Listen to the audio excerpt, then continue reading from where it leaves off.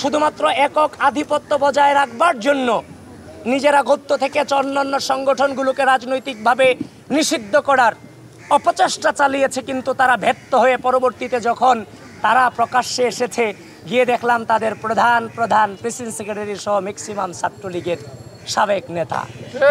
মেয়েদের নখের বড় বড় ছবি হল গ্রুপে পোস্ট করে থ্রেট দেওয়া হচ্ছে। ছাত্রলীগের আতিকাদেরকে যেভাবে বের করা হচ্ছে, আমাদের উপর নাকি মেয়েদেরকেও নাকি এভাবে হেনস্থা করা হবে, এটা নিঃসন্দেহ।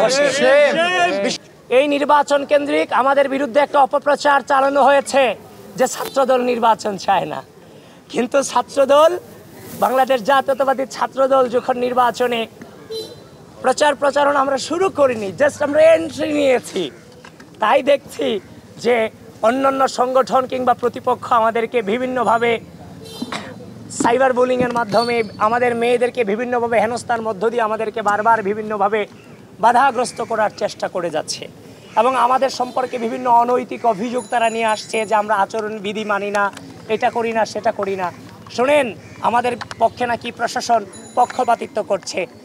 এই প্রশাসন যদি কোনো পক্ষপাতিত্ব করে থাকে, তাহলে প্রশাসন প্রথমে পক্ষপাতিত্ব করেছিল গঠনতন্ত্র অনুযায়ী, কারণ এই গঠনতন্ত্রের উদ্দেশ্য ছিল, এই ডাকসুর গঠনতন্ত্রে লেখা আছে, ডাকসুর উদ্দেশ্য হচ্ছে স্বাধীনতা, মহান মুক্তিযুদ্ধ এবং স্বাধীনতা সংগ্রামের যে আইডিওলজি সেটাকে সমন্বিত রাখা। সেই স্বাধীনতা সংগ্রাম এবং স্বাধীনতার আইডিওলজিকে যারা ধারণ করে না, তাদেরকে নির্বাচনী প্রক্রিয়ায় অংশগ্রহণ করানোর মধ্য দিয়ে প্রথমেই ঢাকা বিশ্ববিদ্যালয় প্রশাসন পক্ষপাতিত্ব করেছে। সানশাইন আটা ময়দা সুজি, ভালোবাসায় তৈরি। দেখেন, আমি প্রতিহিংসার রাজনীতিকে বারংবার আমরা নিরুৎসাহিত করেছি, কিন্তু আপনি বারবার আমাদেরকে সাধারণ শিক্ষার্থীদের ব্যানারে আপনারা আমাদেরকে আঘাত করেছেন। আমাদের বিশ্ববিদ্যালয়ের মাটিতে আমাদের পোস্টার থেকে শুরু করে এভরিথিং বিভিন্নভাবে আমাদেরকে বেশিং করে আমাদের মুক্তিযুদ্ধের যে মহান নেতাদের পোস্টার আপনারা পায়ের নিচে ফেলে আপনারা পা দিয়ে পাড়িয়েছেন। তারপর আমরা অনেক ধৈর্য ধরেছি, বারবার শুধুমাত্র প্রকৃতির হাতে ছেড়ে দিয়েছি। তো আমাদের বিরুদ্ধে যে আপনারা অভিযোগ আনছেন, সেটা কোনোভাবেই কোনো অভিযোগের মধ্যেই পড়ে না।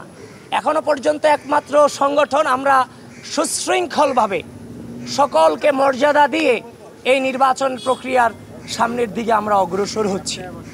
প্রিয় বন্ধুগণ, আমি শেষ পর্যায়ে আছি। 5 আগস্ট পরবর্তী সময়ে যে জেনারেশনটা গুপ্ত রাজনীতি ঢাকা বিশ্ববিদ্যালয়ে করে গিয়েছে, শুধুমাত্র একক আধিপত্য বজায় রাখবার জন্য নিজেরা গত্য থেকে অন্যান্য সংগঠনগুলোকে রাজনৈতিকভাবে নিষিদ্ধ করার অপচেষ্টা চালিয়েছে, কিন্তু তারা ব্যর্থ হয়ে পরবর্তীতে যখন তারা প্রকাশ্যে এসেছে, গিয়ে দেখলাম তাদের প্রধান প্রেসিডেন্ট সেক্রেটারি সহ ম্যাক্সিমাম ছাত্রলীগের সাবেক নেতা।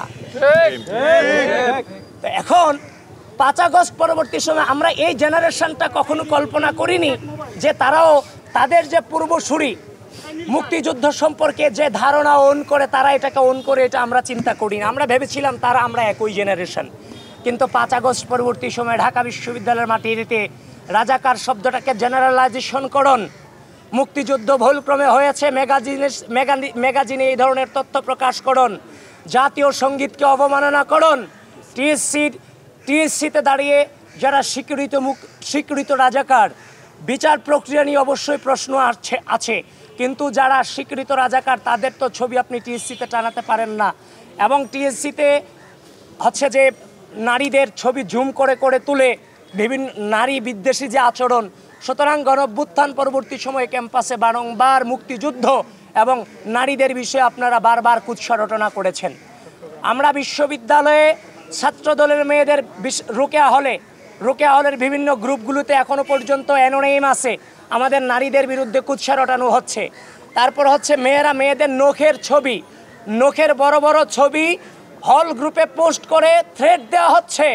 ছাত্রলীগের আতিকাদেরকে যেভাবে বের করা হচ্ছে, আমাদের উপর নাকি মেয়েদেরকেও নাকি এভাবে হেনস্থা করা হবে, এটা নিঃসন্দেহ। বিশ্ববিদ্যালয় প্রশাসনকে অনুরোধ করছি, এই উগ্র আচরণগুলো যারা করছে তাদেরকে আপনারা কন্ট্রোলে আনেন, নির্বাচনের লেভেল প্লেইং ফিল্ড নিশ্চিত করেন। আর আমি শুরুতেই যেটা বললাম, ঢাকা বিশ্ববিদ্যালয়ে মুক্তিযুদ্ধ এবং নারীদের ব্যাপারে যেই নোংরামি করা হয়েছে, তো যদি বিশ্ববিদ্যালয় প্রশাসনের পক্ষপাতিত্বের আচরণ আমাদের বিরুদ্ধে আপনারা আনেন, তাহলে আপনাদেরকে নির্বাচনের মাঠে এন্ট্রি দিয়ে সর্বপ্রথম পক্ষপাতিত্ব করেছে বিশ্ববিদ্যালয় প্রশাসন।